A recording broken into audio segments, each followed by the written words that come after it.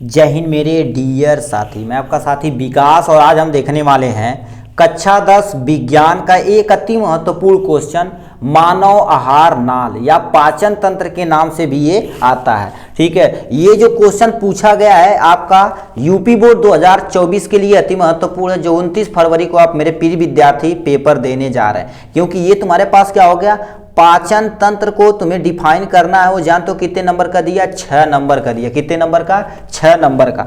तो एकदम से हम इजी से इजी तरीके से आपको क्या कर देंगे, समझाएंगे। अब डायग्राम कैसे बनाना उसी को भी हम समझाने वाले हैं। ठीक, हम इसलिए डायग्राम ये सब नहीं बनाए हैं क्योंकि आपको स्टेप बाय स्टेप हमारे साथ ही बनाते चलना है। ठीक है, तो सबसे पहले मानव आहार नाल को आपको डिटेल में बनाना है। आपको कुछ भी नहीं आता तो भी हम आपको सिखा देंगे एकदम से मस्त तरीके से।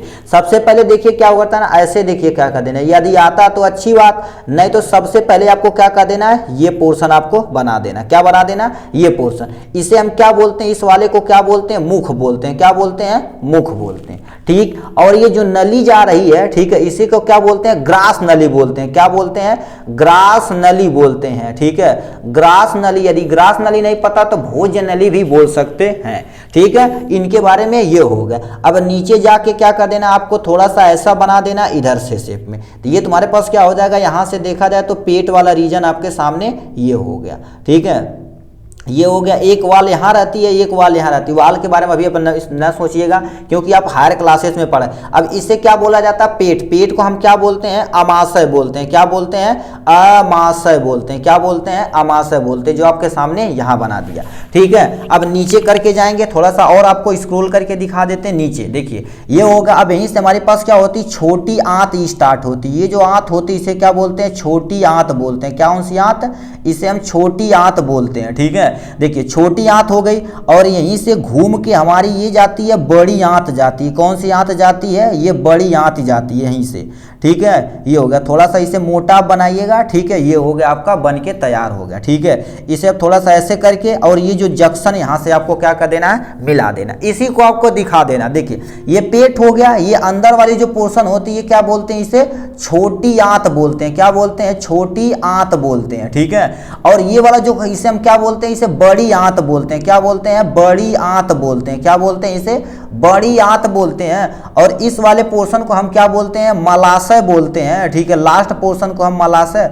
और जिससे हमारे पास क्या होता है, जो भी वेस्टेज होता है बाहर की तरफ निकलता है उसे हम गुदा द्वार बोलते हैं। क्या बोलते हैं, गुदा द्वार बोलते हैं। क्या बोलते हैं, गुदा द्वार बोलते हैं। क्या बोलते हैं, गुदा द्वार। तो इसी के सामने आपको क्या कर दिया, इसी तरीके से हमने सिखा दिया एकदम धड़ल्ले तरीके से। ठीक है, तो ये था आपका प्यारा सा डायग्राम। अब इसे कैसे एक्सप्लेन करना इसी के बारे में आपको बता देना। 2-3 चीज और छूटी, ऐसा नहीं कि हम तुरंत ऐसे लिख देने हैं। ठीक है, देखिए आपको यहाँ पर पैंक्रियाज बनाना। क्या बताना है, पैंक्रियाज। इसे हम थोड़ी दूसरी पेन से बनाते हैं। ठीक है, ये आपको पैंक्रियाज, यहाँ से आपको क्या कर देना, पैंक्रियाज एक लीफ लाइक स्ट्रक्चर होता है जैसे आपके।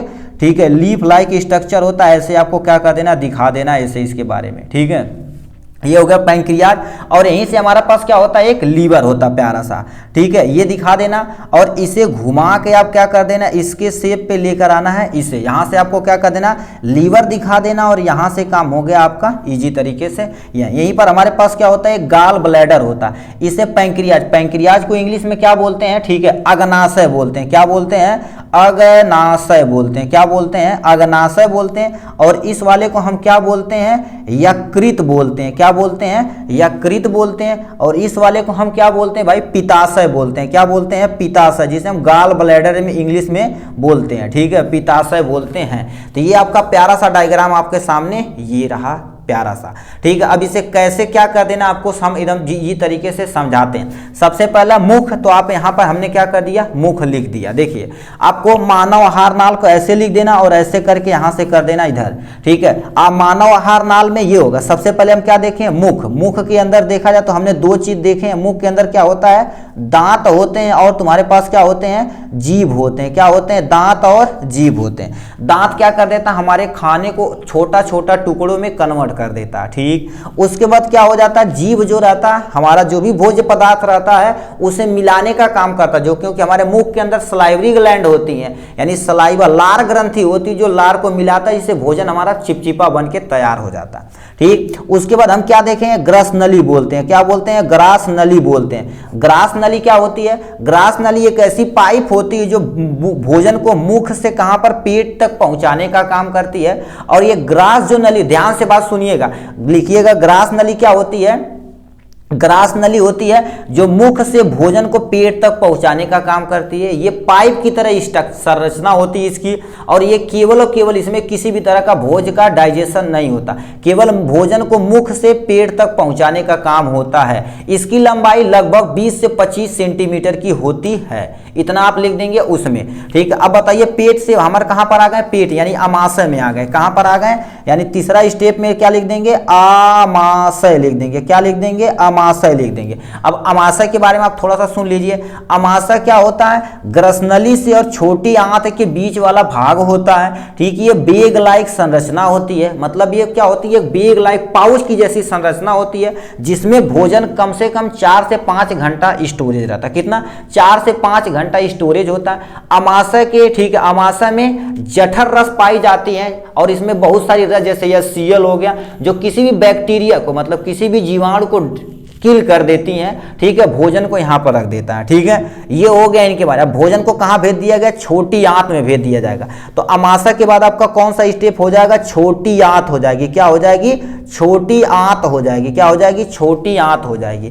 ठीक, छोटी आंत के भी देखा जाए तो 3 तरह के होते हैं, 3 पार्ट होते हैं। आपको नहीं याद है नाम तो कोई टेंशन नहीं, अभी आप हाई स्कूल में, यदि याद है तो अच्छी बात है, यदि नहीं याद है तब भी कोई टेंशन नहीं है। ठीक है, कोई टेंशन नहीं, आप मत सोच ले कोई है या नहीं, तीनों नहीं है, जाने दो। ठीक है, तो लिख देना छोटी आंत क्या होती है, लिखेंगे अमाशय के बाद वाला ये जो पोर्शन होता है इसे हम छोटी आंत कहते हैं। छोटी आंत क्या होती है, लंबाई में देखी जाए तो बड़ी होती है, और ये क्या होती है, जो इसकी चौड़ाई जो होती है, थिकनेस, मोटाई जो होती है बहुत कम होती है, इसीलिए इसे क्या बोला जाता है, छोटी आंत बोला जाता है। छोटी आंत में हमारे पास क्या होता है, जो भी भोज्य पदार्थ रहता है उसका क्या होता है, अवशोषण होता है। अवशोषण मतलब सोख लिया जाता है, जैसे प्रोटीन हो गया, और बहुत सारे ऐसे पदार्थ हैं जो क्या कर देते हैं, इन्हें सोख लिया जाता है। तो इनके बारे में आपको यहां से थोड़ा सा लिख देना हेडिंग डाल के।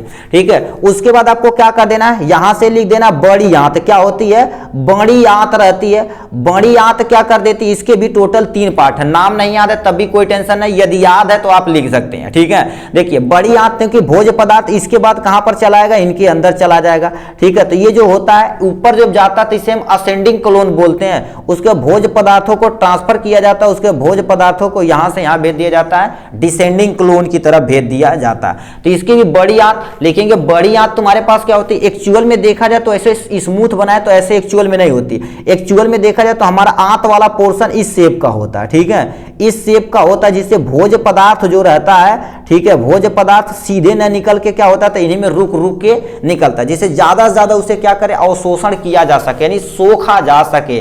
ठीक, इसीलिए क्या होता है, इस शेप का ये होता है। ठीक, इसके बारे में थोड़ा सा आप लिख देंगे, काम हो जाएगा। अमाशय क्या हो जाएगा, यहां पर आपको दूसरे लास्ट हेडिंग डालने पड़ेगा कि मलाशय लिखना पड़ेगा। मलाशय, मलाशय एक ऐसी जैसी संरचना होती है, एक ऐसी संरचना होती है जो भोज्य पदार्थों का, जो भी भोज अनडाइजेस्टेड फूड है, मतलब जो भोजन के बाद वाली प्रक्रिया से बचा हुआ पदार्थ यहां पर स्टोरेज किया जाता है। जब हमें इच्छा होती तो गुदाद्वार के क्या कर दिया था, बाहर कर दिया जाता।